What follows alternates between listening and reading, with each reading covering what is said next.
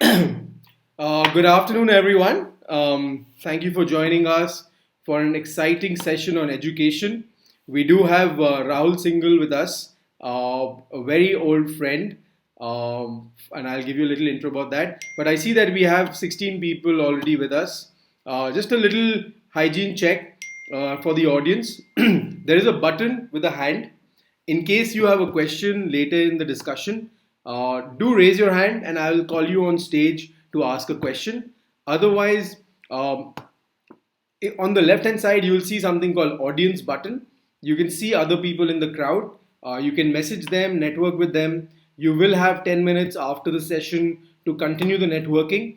Otherwise, let's take this up with Rahul. And I'm Rahul. Firstly, thank you so much for your time. I know things have been very crazy, and you've been swamped with dealing with schools and requests coming in every day. So thank you for your time, and I hope we won't take more than 30-40 minutes. But a little introduction. So Rahul and I went to the same high school. We went to Dehradun boarding school, the Doon school. So we obviously go back almost more than 20 years, and we also hail from the same city, Calcutta. So obviously you can call us childhood friends. And then obviously then I went to the US, and while Rahul continued to be the geek that he was, he went to Indian Statistical Institute, and then IIM Ahmedabad. And after that, he's been running this amazing startup called Delta Step.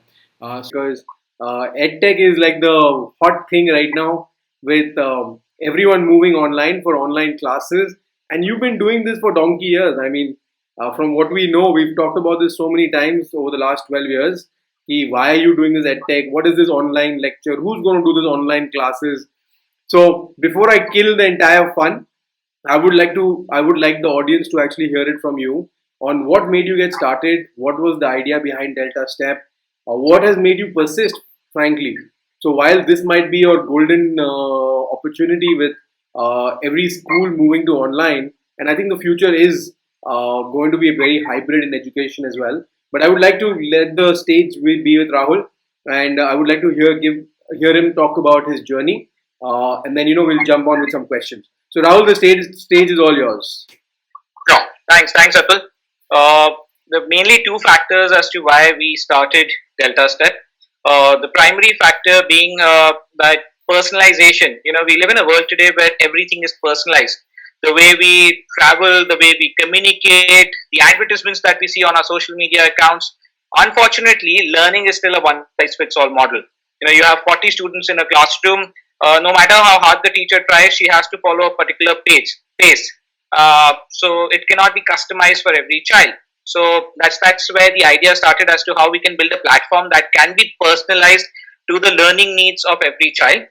And the second is, again, apart from the core academic needs, the child may want to learn something which the school may not really be able to offer. So if a child wants to learn French or German or any other thing, which the school is unable to offer, the child should have an access to a platform, an educational platform, wherein he would be able to learn all that. So those were the two main ideas behind why we wanted to start Delta Step, and that's what we've been doing for about a decade now. So I mean, we have a lot of questions, and I want you to touch upon things like why you different from Byju's, how has coronavirus changed your whole journey. So let's start with that. I think this will be the most exciting or most interesting for the audience is what has changed with the coronavirus. What are you seeing now? Okay, so what has changed is coronavirus will probably take the economy back by about 10 years, but it's going to push technology into the schools what we would have probably seen 10 years after henceforth. So schools have been rapidly forced to digitalize because schools were probably the first to close. They would probably be the last to open, so that's a pretty long gap, and that's compelling schools to try out different digital mediums, be it live classes via several apps, or be it providing some digital content, interactive content to the child to keep the child engaged at home. Because we could see the students and the schools missing up on about 2 to 3 months of educational classes. That's about one fourth of the entire year gone away. So to cope up with that, every school is trying to form, to give some sort of digital help to the students to keep them engaged. And that's why we are also seeing a lot of demand. We are adding a lot of schools on a daily basis right now. A lot of incoming queries coming in. How does India stack up against international markets? Like, I mean, the problem is probably in every country, right?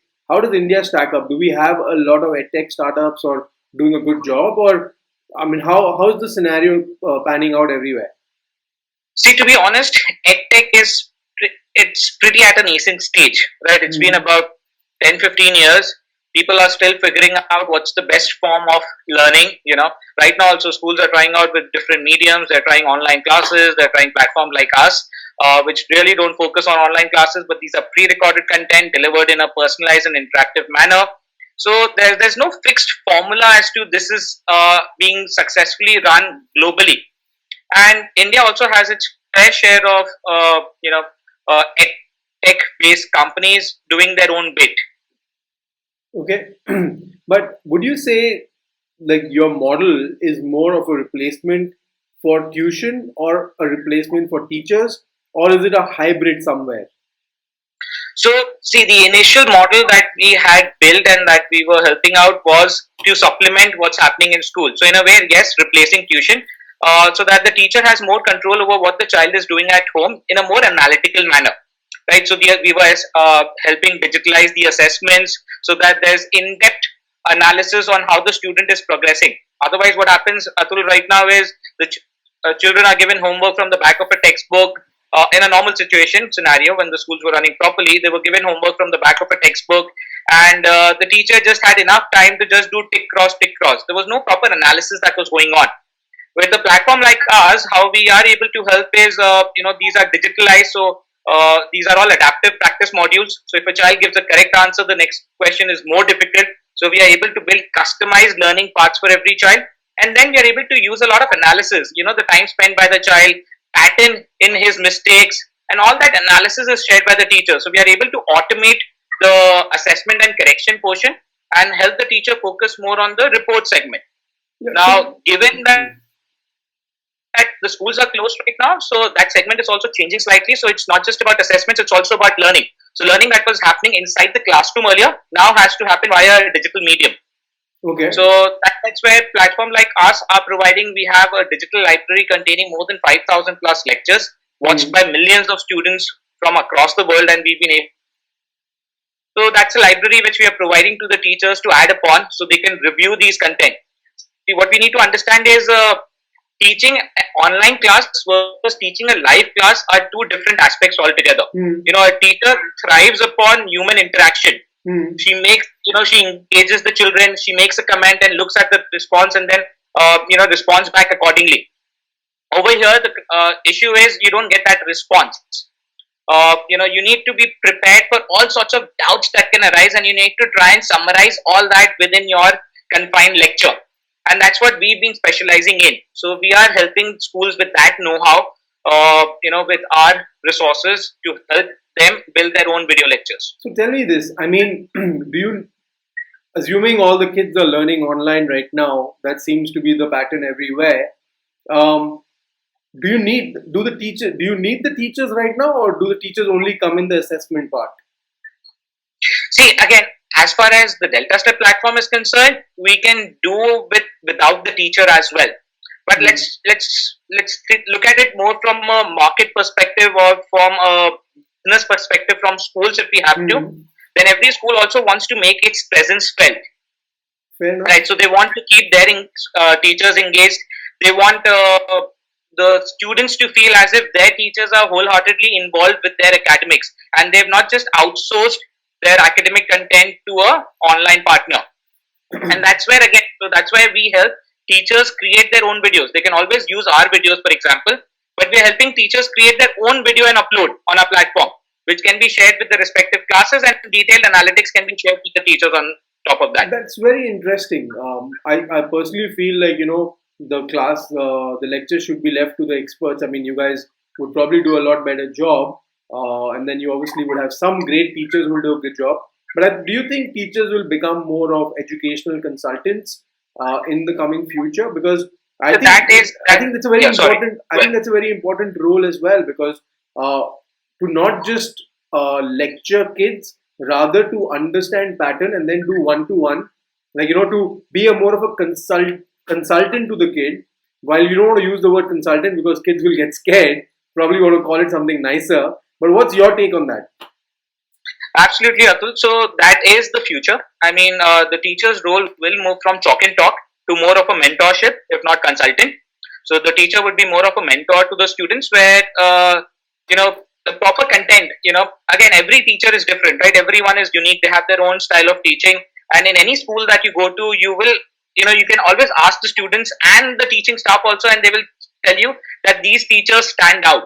Now, in the current scenario, those teachers or their teaching methods are restricted to certain classes. With digital platforms, their teaching could go out to masses, right? And the role of the teacher, like we just said, can shift more to a mentorship.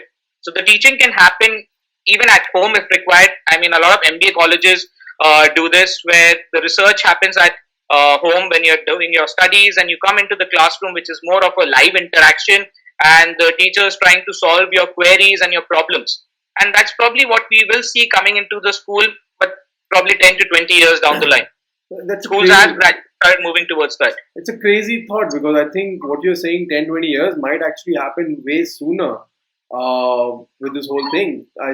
We already, kids are studying on their own at home, and what is left is to go and actually do brainstorming or getting their problem solved or like the group.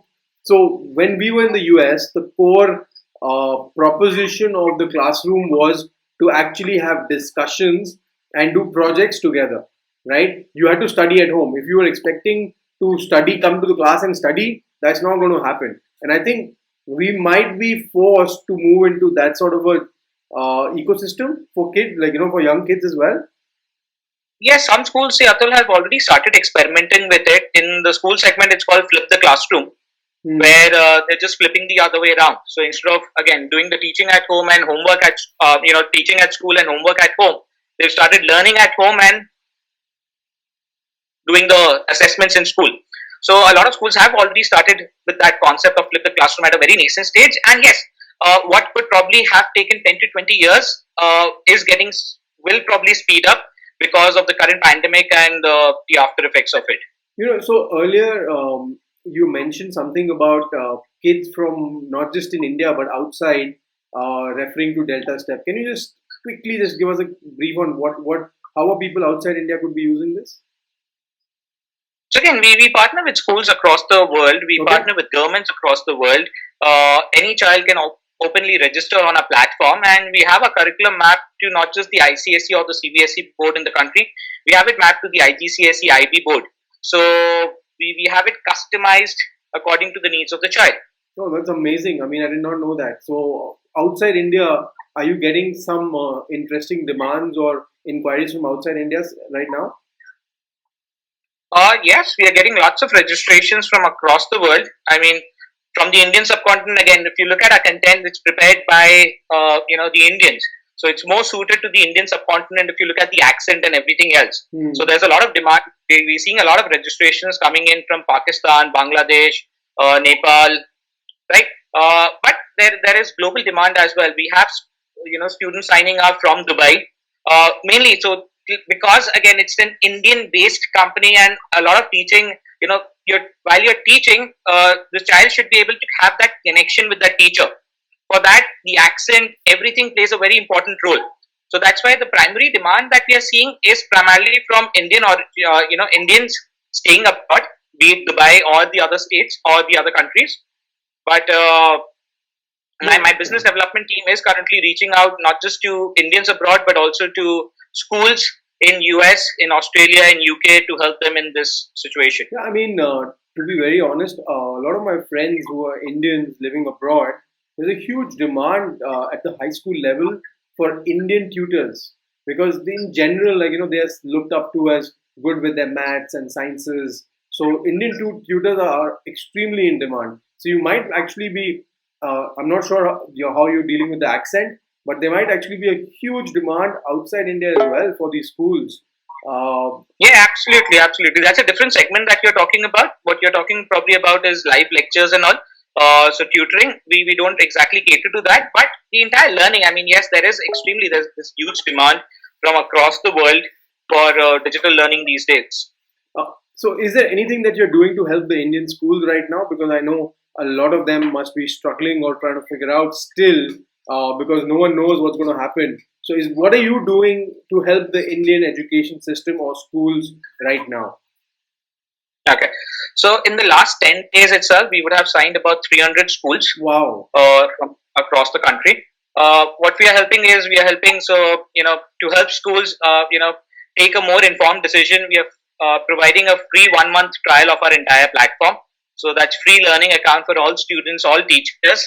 They're all connected via the platform. The teachers could use our resource or library of digital content to create their own videos or assessment modules, or the students, they could directly assign our videos and assessment modules to the students, where again the teacher is not apt, because you have all sorts of schools coming in, and this is a requirement not just for the top tier schools, the rich schools, but every school is struggling to provide education right now. Forget about quality education. So that's where they're tying up with us to provide quality education to their children. So those schools who are capable enough, they are using our platform to create their own content and publish it to the children. Those schools who do not really have that infrastructure or the training in place, they are using our own content created by my team of experts over the last decade to help children. So these are all content mapped to the respective boards, respective classes, and the teacher has complete control. So the teacher is giving certain assignments on the platform. So the student is able to watch the video lecture, learn from it, take the assessments, and again the teacher is able to get detailed report cards on this class's performance, on the individual student's performance, Hmm. and on the basis of that, the teacher can upload remedial content. So if she finds that a lot of students are struggling with a particular type of question, she can upload a remedial for that, Okay, that's very which exciting. informs So, the. Rahul, we do have a few people asking questions. So, anyone in the crowd, I'll give you in a few minutes, I'll ask you guys to come on stage. But yeah, if you have a question, please raise your hand. There is a hand button somewhere. But in the meanwhile, Rahul, education is always very close to my heart, especially in the rural areas, because you have all these government schools which might not be well equipped with the best of teachers or the most highly paid teachers. And I think this is a game changer because it puts every kid on the same level. I mean, it's such a technology has obviously been a great equalizer, as we say. Is there anything that you're doing to help more of those government schools at all? Okay, Anything? see, a lot of these 300 schools that I talked about, a lot of them have come from rural India, places Amazing. like Jaunpur, places like Junjunu and Rajasthan, several parts of the country. As far as the government schools is concerned, Atul, the problem is also about having access to the device, right? Having access to a decent smartphone and an internet connection. So that's a major problem that the government needs to look into before any service provider can provide content digitally. Okay. But we are more than happy to collaborate with the government and help the rural students, or I mean, the government-based school students. Yeah, we really hope this message, when we post this, we'll also post this video on YouTube and stuff later. Hopefully, we will have someone hear this. I mean, government should be giving out free, if at all, free equipment to kids. I mean, that would probably be a big step. Uh, but are you also looking at doing anything with multiple languages, or are you currently only in English? So we are currently only in English. My team had just started experimenting with regional languages. Yeah. So we had uploaded video. We had created 4 Hindi-based videos, for example, right? And we had also made English videos. A combination of Hindi and English, which we typically use at home, Hmm. or which you typically use in a coaching center and all. So that kind of a language we have experimented with, but the majority of, or the core of our teaching content is currently English based. I think English is good. So let me. I'm going to invite some people on stage. Just going to connect them. Let me see. Okay. So while we wait on some of the guests to come in, how would you say that you differentiate from something like a Baiju? Because everyone has heard of Baiju, and it's all over the place. But how is there a differentiating factor between Delta Step and something more commercial like Baiju? Um, Hi Purnima, we will have your question in a second. I just want Rahul to Okay. finish this question because it's a very Sure. Okay. interesting one. See, Sure. there are platforms like, as far as Byju's and Delta Stack is concerned, we are both in the same space, in the edtech space. Our business models are slightly different. We primarily try to focus in collaborating with the school, right? So this is more of an integrated program where the teacher has complete control over what the student is doing back at home, whereas Byju's is primarily wholly into the tuition space, where they are trying to replace tuitions with the apps and digital learning. So that's one big difference between the segment that we are working in. And obviously, in terms of features, we try to provide as personalized features as possible. So we are industry first in several of our offerings in terms of interactivity that we provide to the students. Okay, fair enough. Let's hear from our guest on stage. Hi, is that Purnima? Um, I guess the guests have run away. Purnima, are you still there? Your video is off. Purnima, can you hear me? Okay. Yes, now I can. So, would you like to address your question? Please go ahead. Yes, so Rahul, my question was same as Ms. Tori asked that what are the languages you have been working for? Because I have a very live example in my home itself. My sister-in-law, she's a teacher in one school here in Faridabad, but they are unable to address all the students because of the only English language or only Hindi language. So they are facing this issue a lot. Okay. So yes, this is an English medium based content that we provide. But what we have done is we've ensured that the language that we use, the words that we use are pretty simple to be comprehended easily by all students. And there are facilities like, for example, when the child is watching the videos, there are subtitles available so that the student can pace it according to himself. Okay, so Okay. the subtitle you said is can be in English and Hindi. You're saying. Currently, again, they are available only in English, Okay. but that's something that can be worked upon. Maybe, yes, if that is what we see is a major requirement, then we can always have subtitles available in Hindi as well for the students. Like we always say, Rahul, once you get a big investment, I'm sure you will have the fuel to actually make it multilingual. So we have another guest on stage, Terry. Terry, would you like to go ahead ask your question? Yeah, sure. Hi, Rahul. My name is Terry. My question is related to B2B. When you have the online education system in B2B segment, what I experienced 5 years ago when I was with Pearson, that the online courses and everything which is in B2B segment, the colleges used to charge that online content from students separately. They had their fees and then they had the separate cost which is they're paying to the company or a vendor. So I want to know, in your case, when the B2B business model, who you want to charge? Is it the college or a school, or any which ways the student has to pay in the last? See, what we usually prefer is we prefer charging the school, and when we charge the school, the billing is pretty nominal, right? But obviously, it depends on the school's internal policies whether they want to pass on that cost. Because at the end of the day, see, every school is also running on a particular budget, and there are government regulations as to how much the fees can be hiked every year, right? And you have this year, for example, I know it for a fact that because of the new pay commission coming in, schools were struggling with the basic increase in the school fees. On top of that, there's this pandemic where now they have to invest heavily into extra infrastructure to provide support to the students. I'm also getting reports that a lot of parents are agitating in paying up the fees right now.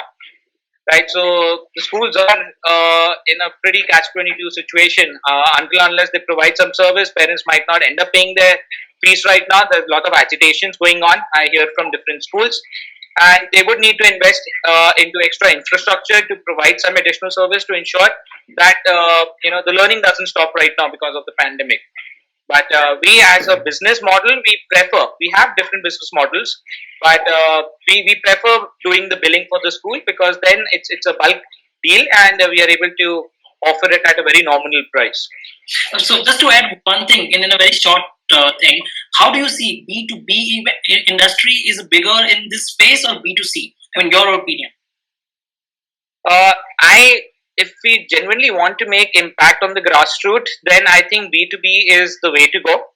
Uh, as far as money is concerned, see, individual parents are willing to pay thousands of rupees for to ensure the best quality education for the child. Right now, if I position my product into that space where I'm charging thousands and lakhs of rupees, I really can't help people at the grassroots level. But if I'm fully integrated as a B2B platform and I'm reasonably priced, so I can ensure that my costs are covered, I'm making a decent profit, and I can actually impact the grassroots level. Plus, it's also in line with what the school is, what the teacher is teaching. So it's in a way integrated. So they are not right now. What's happened is, if you look at, forget about online, if you look at offline coaching centers also, that it's like a parallel schooling system.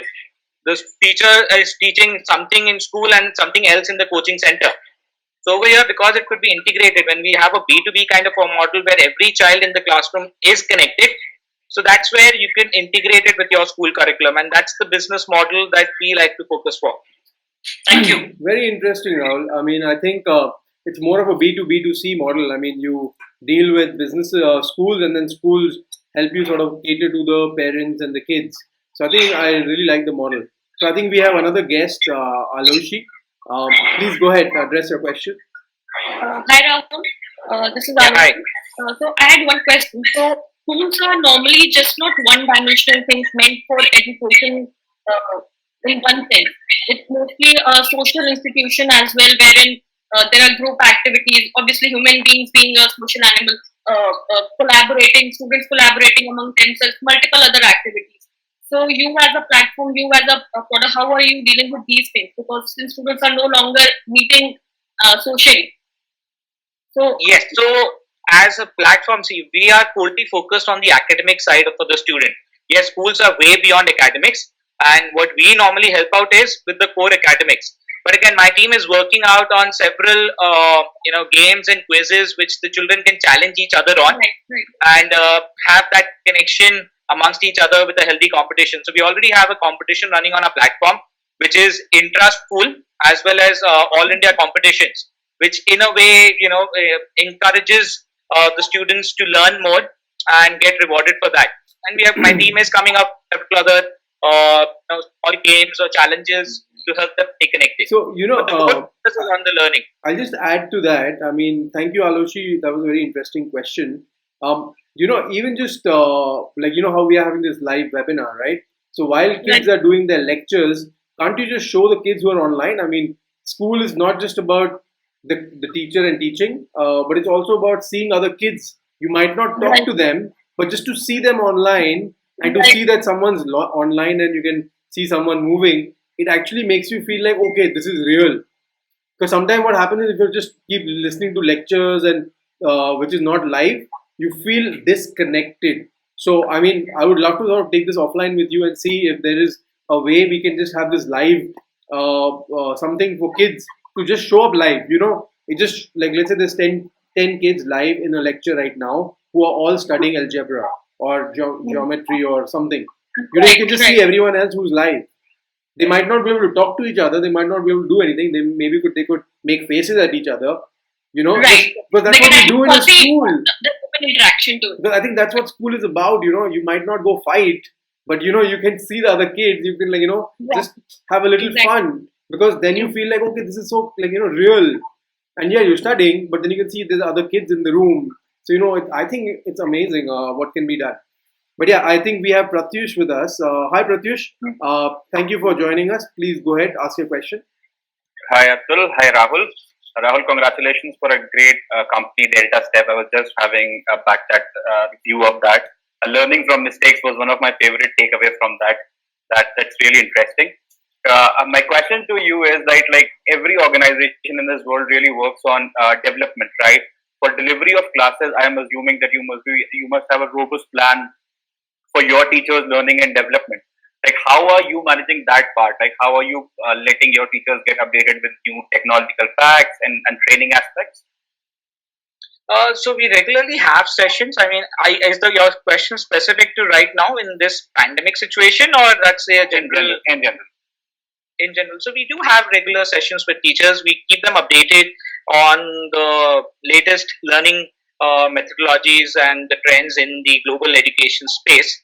So, and what we really look out for is out of box thinking. So, whether they can come up with interesting applications. So our entire content, what we try to inculcate is that extra thinking, not just memorize and rut based learning, but if you can learn and apply that, and that's what our teachers try to do through their content.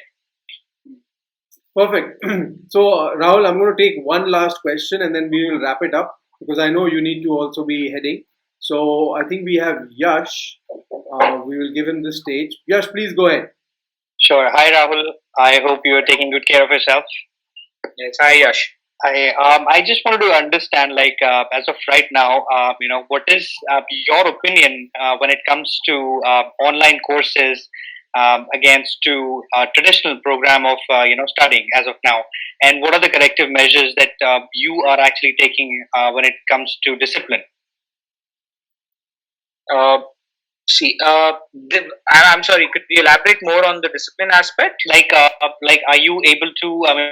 Does your company or your platform also offers something that makes sure that these things have been done in a disciplinary way? Okay, sure. So with that, we have built the platform for the Indian audience, and we understand that in India, study doesn't really come from the heart for most of us. It's really pushed down upon us. Absolutely. So, and we build platform technology accordingly. So, for example, suppose I'm showing a 15-minute video lecture. As adults, for us also, it's pretty simple to get diverted here and there. We could receive a text message and our attention could go haywire. Yeah. So what we have done is we built interactivity, say in our delivery lectures, in our delivery mechanism. So every now and then a question keeps coming up on the platform, just to see whether the child was paying attention or not. Right. So at the end of the day, when we give a report that the child has watched the video for 15 minutes, it's actually whether there was any learning outcome at the end of those 15 minutes. Was the child paying attention or not? That's the kind of reporting that we are able to share with the parents. Excellent. Yeah, I think that helps. So, Rahul, while we have a few more questions, I know that we are running out of time. So, I would like to wrap up this with your message for parents. These are tough times. Parents are I think you're doing a great job with this whole solution and keeping the kids engaged. Is there any message you have for parents out there who might be listening to this on how they can use Delta Step or in general what they could do with education? Main message would be to stay safe, stay at home, take good care, and they should not be completely relaxed in the sense that when the school reopens, something or the other will happen. We'll take care of it. I mean, if the child is is able to put in not say the full rigor of the school hours, but at least if the child is in regular touch with his studies, it's going to go a long way helping him once the school reopens. So just to help and push the children to be in basic touch with their studies. Is there anything in Delta Step which can be used by parents to stay on top of things as well? Because Absolutely. Yeah. We have a tracking mechanism for parents as well. So every child is linked to a parent account through which they can keep a complete track on the usage of the child. So for how long did the child use it? So if the child is taking the device, see, parents have certain concerns with say giving internet access. So we have an app which works without an internet access. You can download everything. It's preloaded and doesn't need an active internet connection to run. You only need to update it once in a while. Right. Also, there is a parent account that we create through which the parent can keep a track on the child's progress. So, be it the activity that the child has done on a daily level to subject level matter as to what are the type of questions that the child is struggling with and corrective measures that the parents can help out with. So, there are a lot of tools that are available for the parents as well.